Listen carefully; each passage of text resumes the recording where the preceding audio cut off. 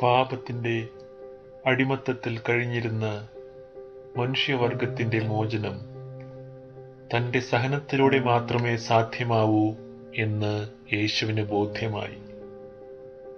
ഈ സമരത്തിൻ്റെ ആഴം അറിയാമായിരുന്ന യേശു തീവ്രവേദനയാൽ പ്രാർത്ഥനയിൽ മുഴുകി. അവൻ്റെ വിയർപ്പ് കണങ്ങൾ രക്തത്തുള്ളികളായി പ്രവഹിച്ചു. സാഷ്ടാംഗം വീണ് അവനിങ്ങനെ പ്രാർത്ഥിച്ചു: ദൈവമേ, നിനക്ക് കഴിയുമെങ്കിൽ ഈ പാനപാത്രം എന്നിൽ നിന്നും നീക്കേണമേ. നടക്കുന്നതെല്ലാം നിന്റെ ഇഷ്ടം പോലെയാവട്ടെ.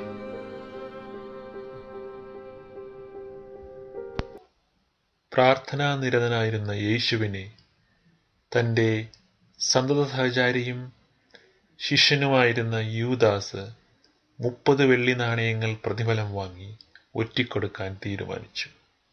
അവർ യേശുവിനെ ബന്ധിച്ച് അന്നത്തെ ഭരണാധികാരിയായിരുന്ന പിലാത്തോസിൻ്റെ അടുക്കൽ എത്തിച്ചു.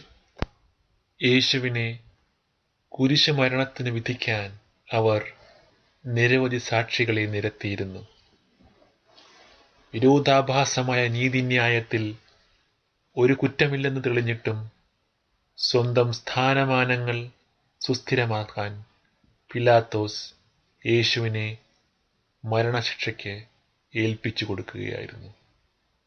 ലോകം കണ്ടതിൽ വച്ച് ഏറ്റവും നിന്ദ്യവും പരിഹാസകരവുമായ അനുഭവങ്ങൾ യേശുവിന് നേരിടേണ്ടി വന്നു.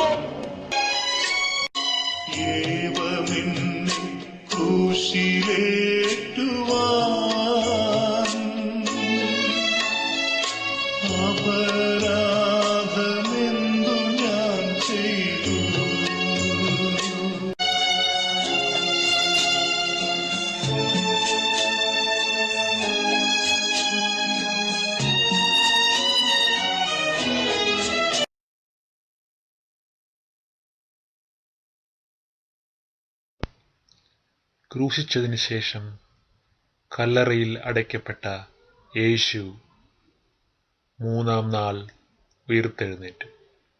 ആ ഉയിർത്തെഴുന്നേൽപ്പാണ് നമ്മൾ ഈസ്റ്ററായി ആഘോഷിക്കുന്നത്.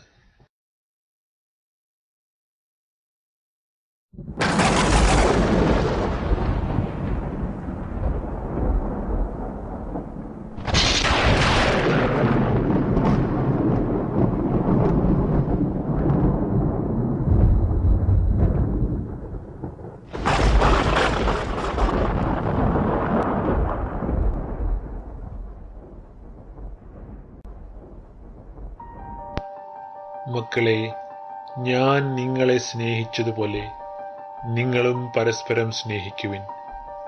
യുഗാന്ത്യം വരെ ഞാൻ നിങ്ങളുടെ കൂടെ ഉണ്ടാകും.